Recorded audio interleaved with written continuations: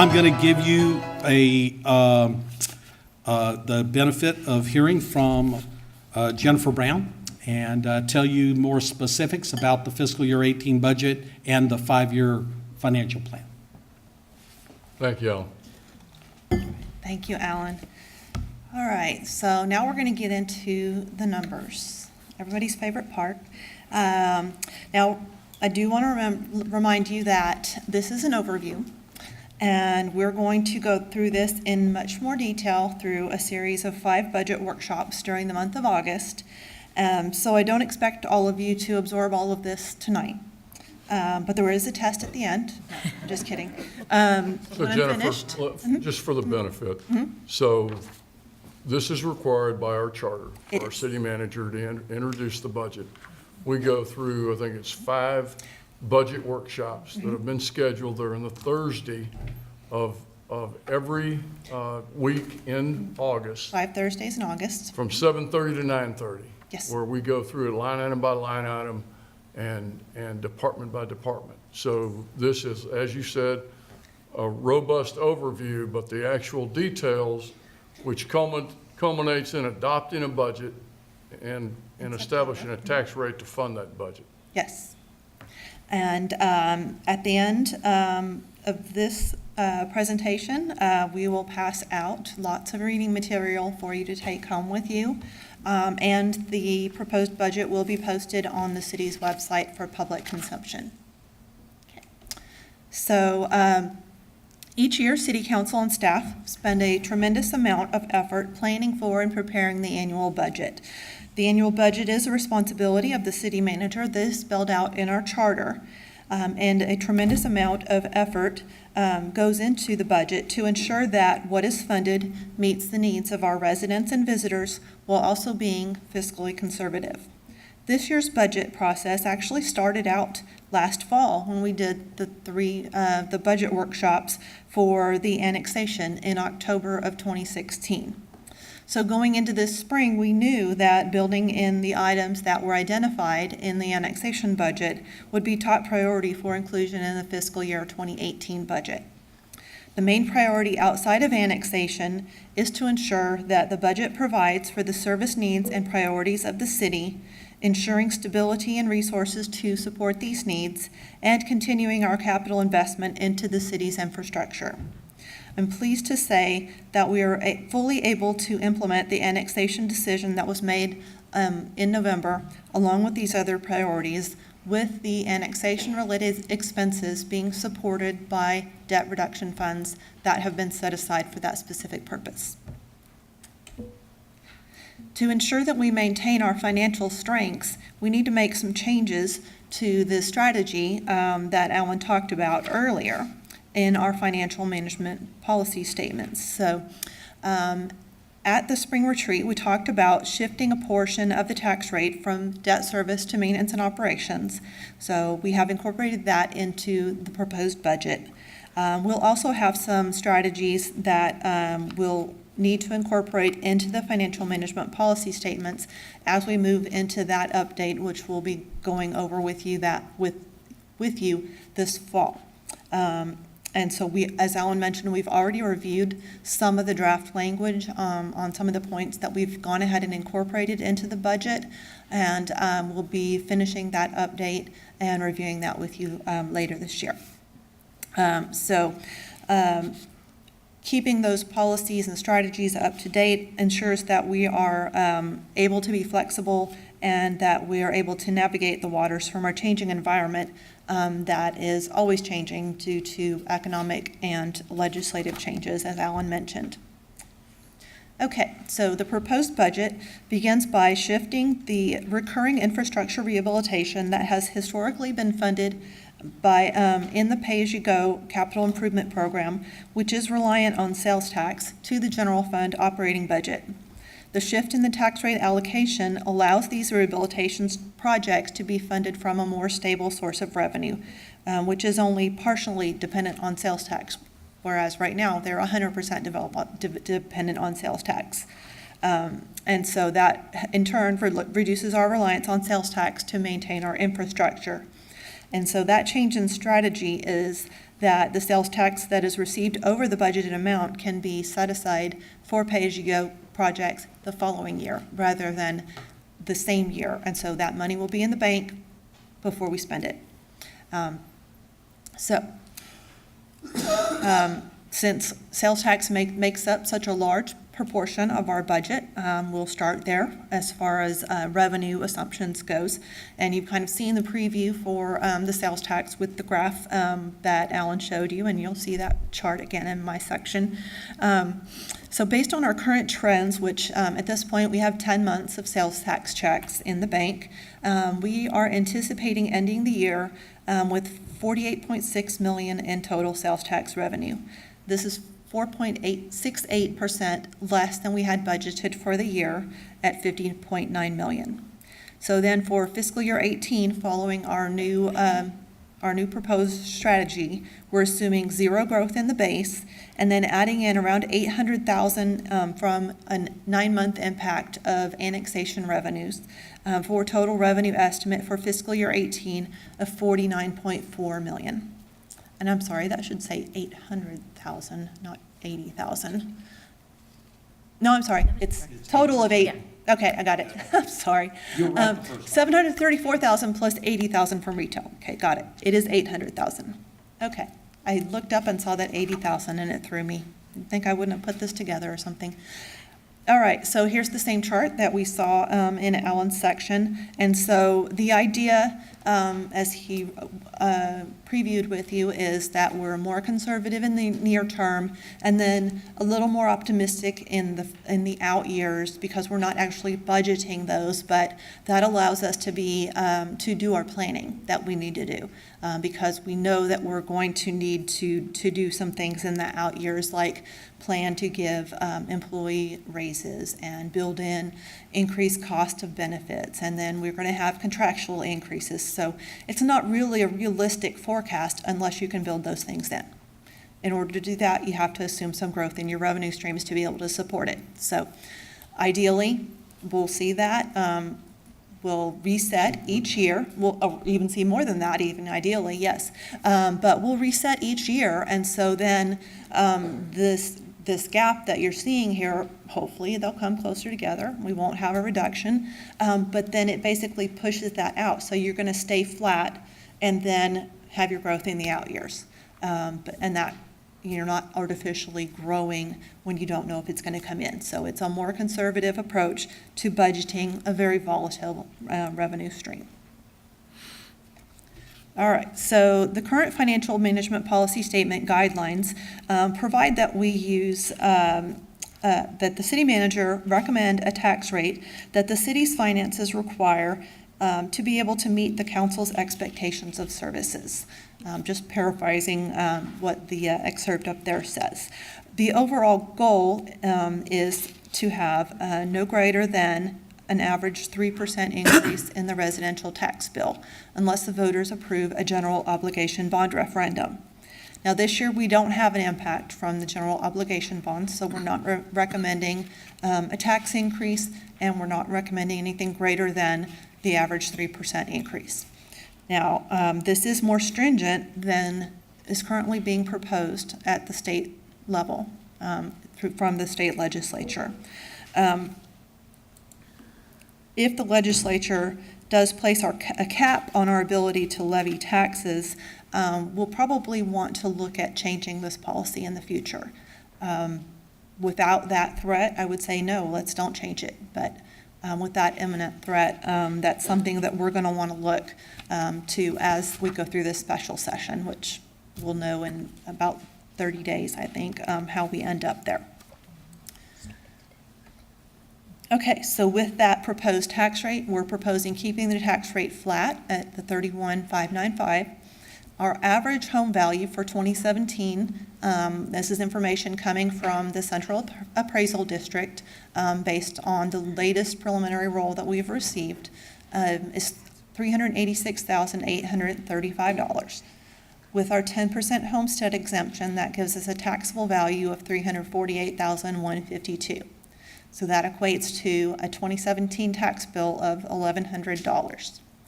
with an over 65 or disabled person's exemption, it works out to $879.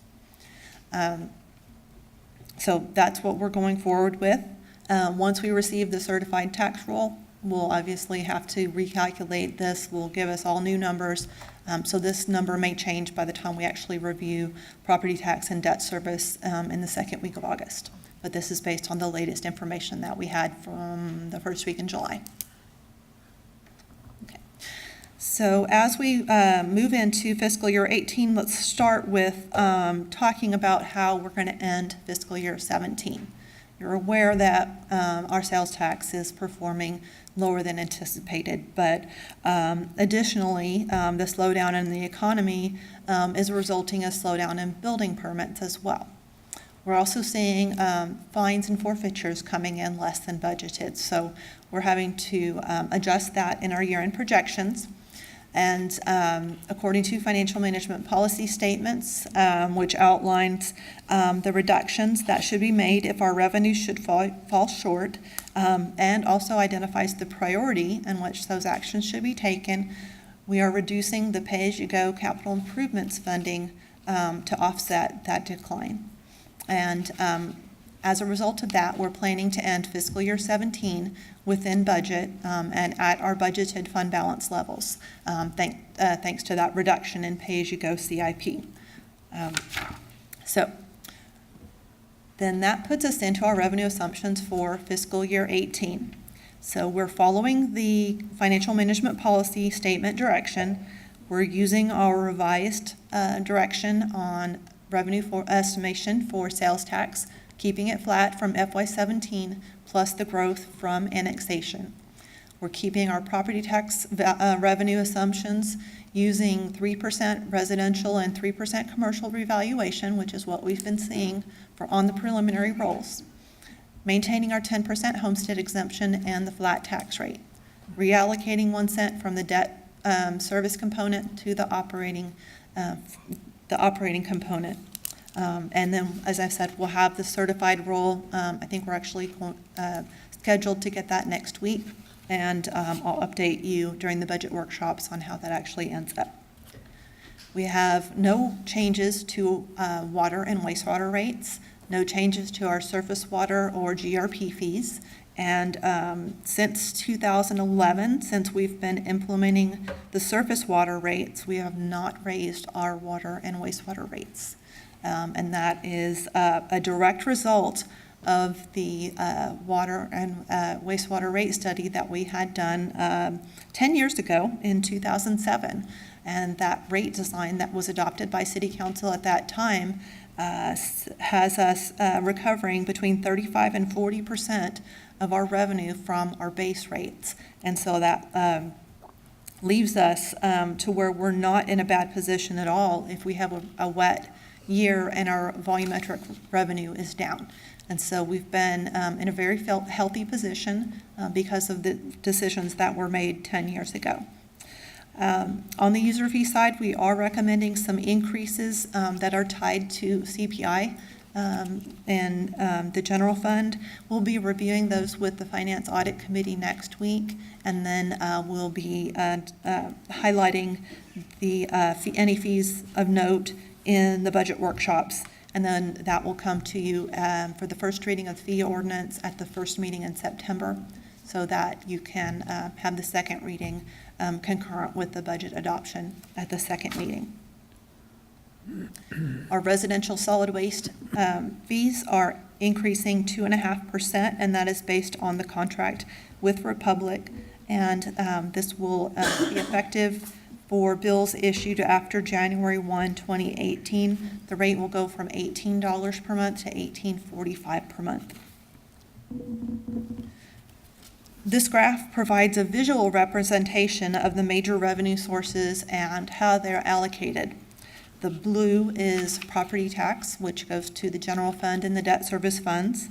The red is sales tax, and you can see that goes between the general fund and the 4A and 4B corporations. Purple is user fees and charges for services, and the orange is annexation related, and green is other taxes and franchise fees that show up in the general fund. Out of the 91 million in budgeted general fund revenue, 25% is coming from property taxes, 41% from sales tax, 7% from other taxes, 19% from fees and other sources, and then 8% is annexation-related, based on reimbursements from the debt reduction funds for the annexation-related costs. The debt service funds, which includes the taxable debt service fund, now that we have the taxable debt, it's being repaid by the rent revenue from the Smart Financial Center. So that is what the purple in the debt service funds represents. And then the property taxes represent 57% of the revenue. 25% of the revenue in the debt service funds are annexation related, and that is the MUD tax levies for that fiscal year 18 debt service. And because the city won't levy a tax in the annexed areas until fiscal year 19. And then economic development corporations, we have the majority coming from sales tax, but we do have about 11% coming from other sources, and that is the reimbursement from Town Square TERS to the corporations for infrastructure. And then utility and airport funds are 100% user fee supported. There are no property taxes going into those funds. The operating budget contains the funding that is necessary to maintain our existing service levels that are defined in our departmental business plans based on consistent direction from City Council on expected levels of service. These levels of service don't change without input and concurrence from City Council. The funding totals $208.6 million across all funds, which encompasses general fund, water utilities, surface water, airport, and solid waste, just to name a few. Additions to the budget are focused on adjusted fixed costs, such as contracts that have increased, and there are extremely select increases to the base budgets in some funds. You'll see that in the airport. And we've also built in the increases to serve the annexed areas in the budget. And as I mentioned, those costs to serve the annexed areas are being funded by the debt reduction funds in the first year. And here is an overview of the proposed budget, and we have our 5 major operating fund types, including utility and surface water funds being combined.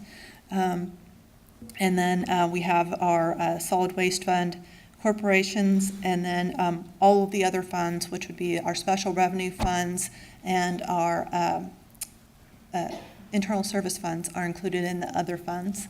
And that totals the $208.6 million, with the general fund making up $87.6 million of that. The capital projects budget that is included in fiscal year 18 totals $22.4 million to give us a total of $231 million. And we will go into more detail on those, but I just wanted to show you the total tonight. And then I want to highlight a few of the additions that we've built in.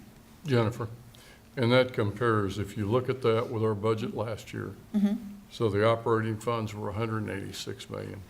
CIP was 73, and it was about a $260 million budget.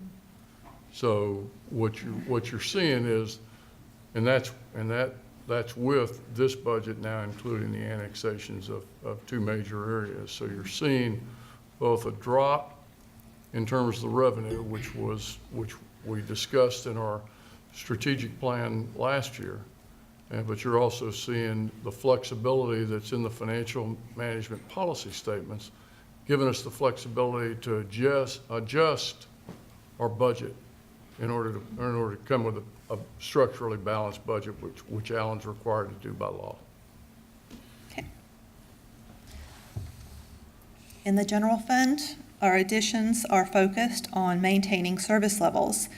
As I mentioned, there are a few select areas that did receive increased funding, and those are mainly due to increases that are out of our control, such as contractual increases like you saw earlier this year with the right-of-way maintenance contract, where that cost increased substantially. So we had to increase the budget to be able to fund that. Or the end of agreements that are exempted from that have previously exempted the city from paying for certain services, which would be our Comcast agreement. We've not had to pay for any of our services from Comcast under the previous agreement with them. They notified us last year that they were no longer going to offer those services at no cost to us, but we were able to defer that cost until fiscal year 18 because we had already approved the budget last year. And so beginning in October, we'll need to fund that cost. And that is for our fiber optic service that we have to all of our buildings, that all of our IT communications networks run over the fiber optic cables. The main impact to the general fund is from annexation, and that includes all the new positions that are in the budget that were added mid-year this year in the annexation budget, and are being proposed for fiscal year 18, consistent with what you saw at the annexation budget workshops. The other addition to the general fund is for infrastructure rehabilitation that was previously funded in the capital improvement program. Okay. This chart illustrates where the funds go. So the figures, and this is general fund, the operating budgets for the various departments. The red is the proposed budget for fiscal year 18, and the blue is the projection for fiscal year 17, which includes the annexation budget that was funded for this year. And so I do want to point out that at the top of the chart, 47% of the general fund operating budget goes to fund public safety, which would include fire, police, or fire and EMS, police, and public safety dispatch. And public safety dispatch is lumped in with police for the purposes of this chart. Within those departments, between 91 and 93% of their budgets is personnel. And it's because that's just the nature of what they do. And so that covers salary and benefits for all the public safety personnel. Overall, for the general fund operating budget, 76% of funds go to personnel for salaries and benefits. And again, it's because we are a service industry, basically. You know, we're providing services to our residents, and that takes people. We contract out what we can, but when we have recurring costs like that, it does require a stable funding source. And so that's why we're proposing shifting some of the more stable property tax revenue into the general fund so that we can ensure that we're not having to go in and interrupt services due to a future downturn in the economic cycle. So as we get into the budget workshop, we'll get into each of these areas and give you a better feel for what's being included in each and how they're increasing. And I do also want to point out that there is one reduction on this chart. While Parks is staying the same, and general government is going down from the projection for this year. So I always have to point out a decrease whenever we have one. The proposed budget includes the addition of 19.5 new positions in fiscal year 18. It brings us to a total of 798.5 full-time equivalent positions, and that includes all the positions added for annexation. This gives us 6.77 full-time equivalent employees per 1,000 residents after the annexation. And for reference, I have added in the current FTE column is our 2017 population and the staffing per 1,000 that the original FY17 budget was based on without the annexation positions. We were at 8.24 per 1,000 prior to making any changes for annexation. And then adding the population and the staffing will be at 6.77. So we're actually bringing our staffing level down. And then we'll discuss all of these new positions with you through the budget workshops. All right, then, as I said, the major additions are annexation related. This is the addition for the general fund. We have $475,000 in one-time expenses, $2.6 million in recurring costs, and that comes to a total of $3.1 million for fiscal year 18. The majority of this is being funded by the debt reduction funds that were set aside by the districts, not by property taxes. In the utility fund, annexation increases total $3.6 million. And again, some of these costs will be reimbursed by the debt reduction funds, but the majority of them will be covered by utility bills that will begin being paid by these residents because they'll be part of our utility system after annexation, and they'll be paying the city's utility rates. And so those will go into this fund, which will cover the cost of providing services. In the solid waste fund, the total cost increase is $1.6 million. We have $14,300 in one-time costs, $1.53 million in recurring, and most of this cost will be covered from the charges for services. But if you'll recall from the discussion with the Best Trash contract for serving Greatwood, there will be a small subsidy on those services, and we will be reimbursing from the debt reduction funds to cover that.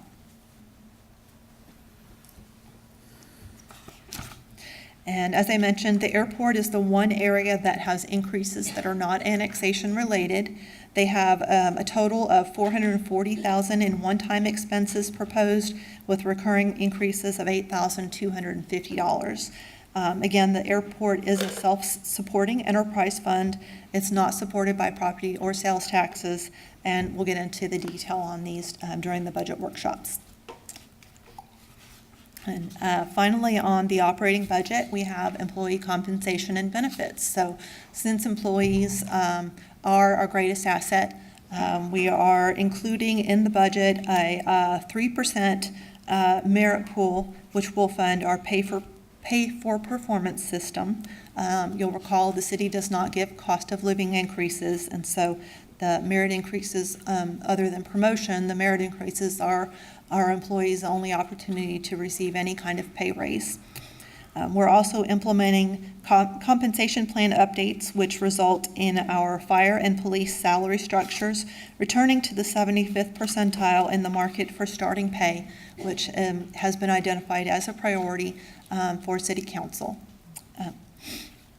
And both of these increases will be effective January 1 and can be funded within that 3% of salary figure that we have built into the budget. We are also anticipating, based on information from our health insurance consultant, benefits costs will be increasing about 4% in 2018. This will be on the city side only. We're not passing any of this increase on to our employees.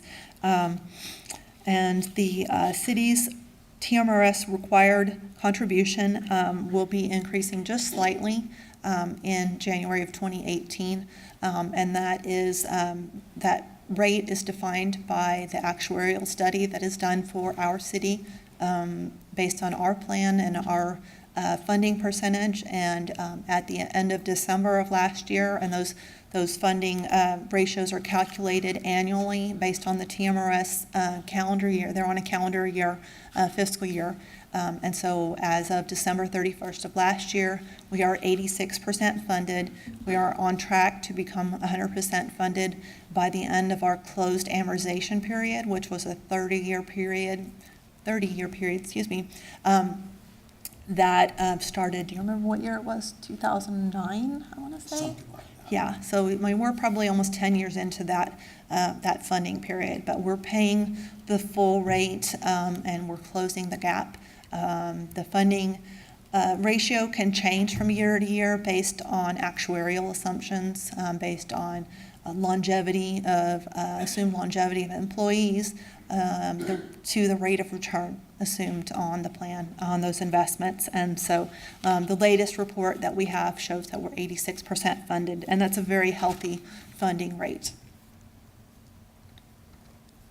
The proposed CIP for 2018 totals just under $22.4 million, and that includes issuance costs for the bonds that will be sold to fund the projects.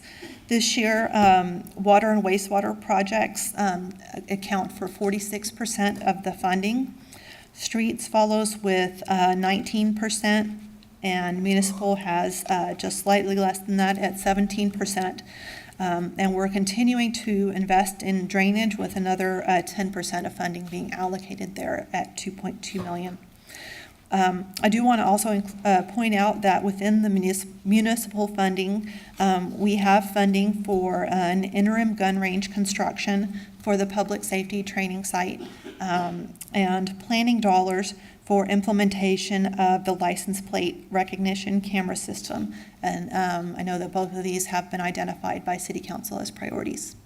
So I just wanted to point that out. With the decline in sales tax revenues, we're not able to set aside any pay-as-you-go funding from sales tax in fiscal year 18. However, we do have pay-as-you-go funding from our enterprise funds, along with 4B corporation funding. So our pay-as-you-go and corporation funding accounts for 20% of the funding for the out of that $22.4 million. Revenue bonds make up 20%. And COs will cover 36%, with the remaining 24% coming from other sources such as fund balance and third parties like the Cullinan Foundation.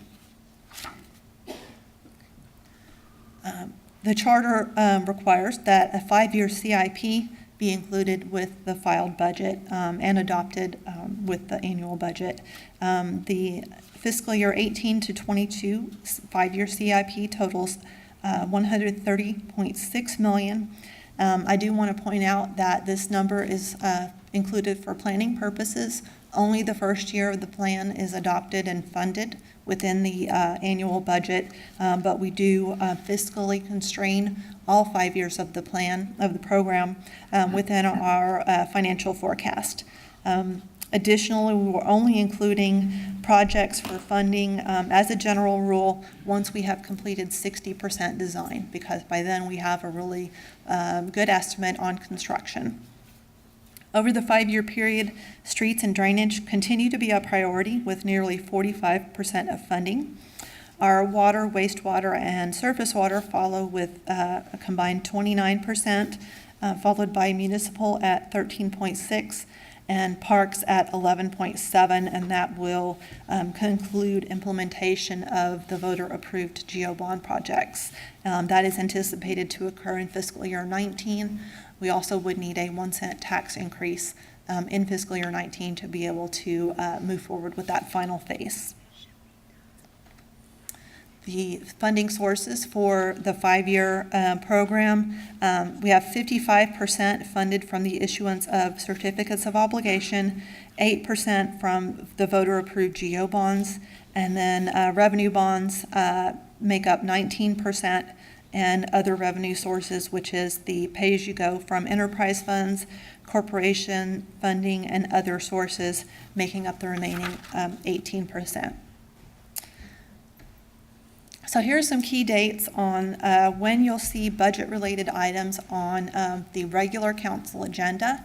We'll come back on August 15th and hold a public hearing on the proposed budget. Then on August 22nd, which is a workshop, but we'll need to utilize that meeting to hold the first public hearing on the proposed tax rate, and we'll also hold the public hearing on the PID assessment, which is for the enclave at River Park. Based on the tax calendar that's put together, historically we've needed to utilize that meeting in order to not have to hold a special meeting to accommodate these public hearings. Then on September 5th, we'll have the second public hearing on the proposed tax rate.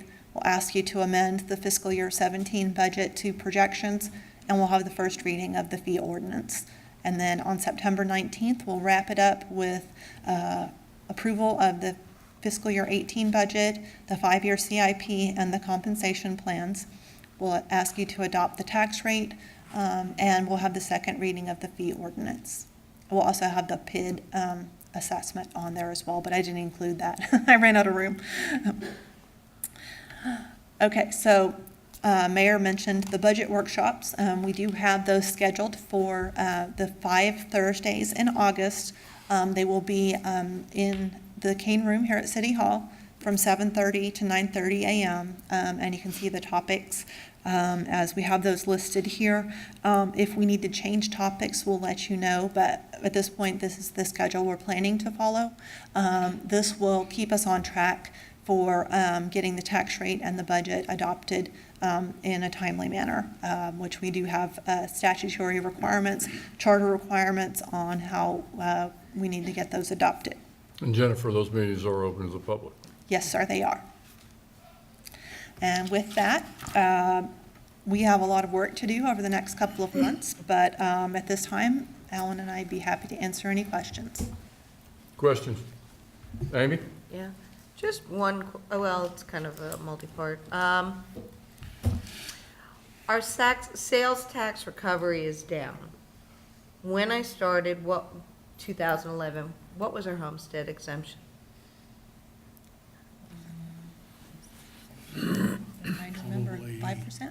Probably, about Yeah, I think 5%. But we Yeah. can identify that. Where I'm going with this is, and then 2 years ago, we increased it to maybe 8%. And then last year, we increased it to 10%. And I am curious why you're not suggesting we go back to a smaller exemption, like 8%, so that we can actually cover some of the CIP that we had to knock off. Okay, To me, it is strictly a policy decision that the city council makes as to the portion of the burden of city services that you want to place on residential versus commercial and business properties. That's literally what the homestead exemption does. So it really is more about the policy that you have for that. We put a lot of effort into our economic development programs. One of the main reasons we do that is to help generate revenues, to help subsidize services for residential costs. And it's just a question of how far you want to go. Some cities have gone to the full statutorily authorized homestead exemption of 20%. If I remember correctly, Fort Bend County has a 20% homestead exemption. If you were to approve a 20% homestead exemption, you could do that and raise the property tax rate and end up in an equal position for the homeowner's tax bill and just reallocate who's paying for it. Just shift it to So commercial. it's really not as much, the way I look at it, about revenue collection as it is the allocation of the tax burden. And that's totally up to city council. Up to this point, the city council has decided to go to 10%. You may decide to stay there. There may be limitations depending upon what the legislature does on rolling that back. But again, it's really going to come down to how you want to handle the allocation of the burden. I don't want to increase the burden on our taxpayers, but I also see that if we're not bringing in the sales tax, now we're having to shift everything. We need to really look at how we are handling our financial matters.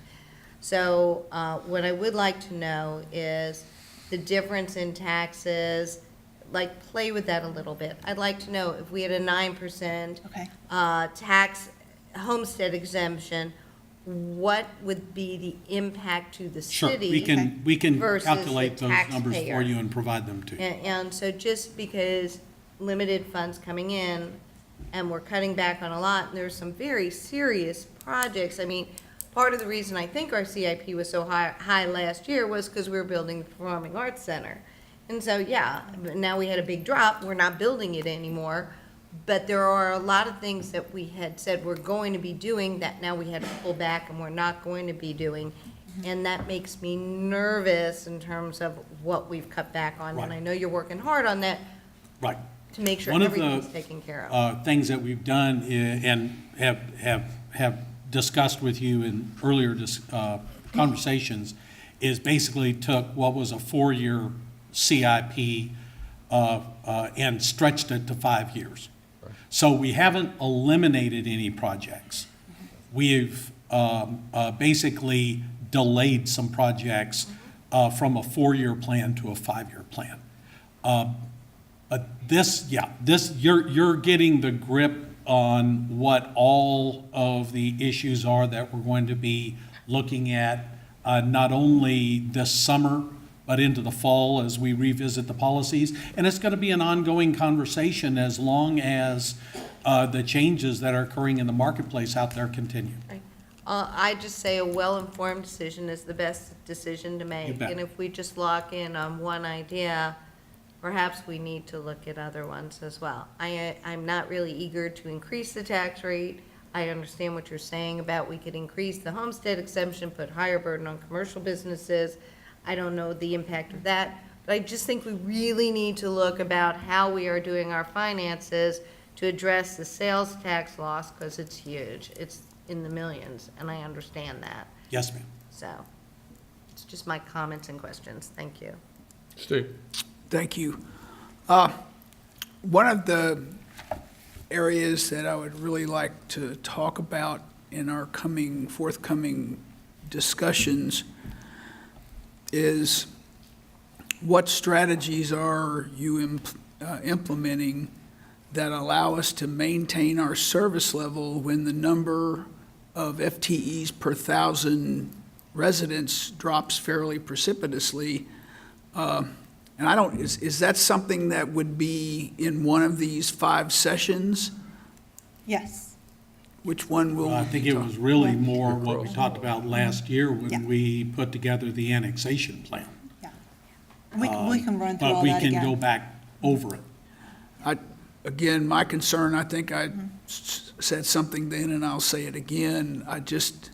We have a champion workforce that's been recruited, that's been trained well, it's motivated well, and I don't want to burn them out. I totally understand, and that's why we had each one of the department heads stand in front of you and tell you what it is that they needed to provide services to those areas as opposed to it coming from me. So Okay. we can get them back up there and have them tell you that again Yeah. and answer any other questions that you might have. Good. Thank you, Alan. Thank you, Jennifer. Thank you.